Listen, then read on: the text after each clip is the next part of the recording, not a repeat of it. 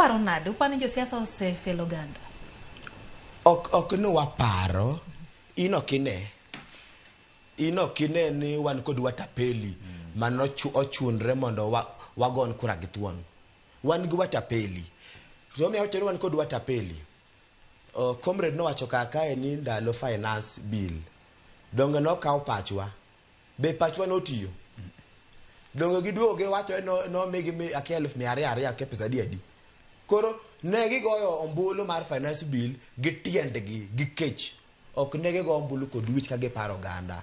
mano mkungo mano nyisi tayari ni waonge kod wabunge bende wan wacho ni bunge no ongo bene de dala no wacho ne wasega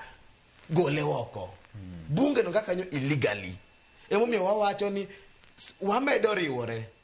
to bochopo kama koro wabo wacho ni awa ngata ma operate illegally ngano okwabinene eye to eye koro king'eyo weche ma wabunge wacho gibolonwa wach wami example an wodo Kenya mubunge mara iluongo ni Ochieng David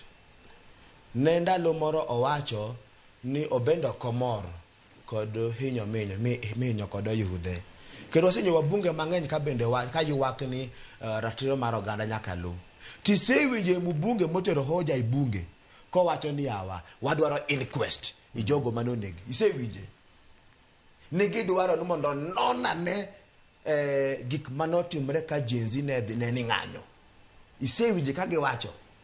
nyiso ni gin wabunge makanya ka gin enemy mar jopiny koro ok wanyal trust gi kata matin kata mana sani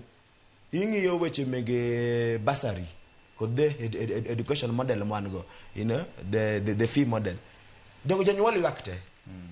sani kidhi university ing'iso ni kal ka finance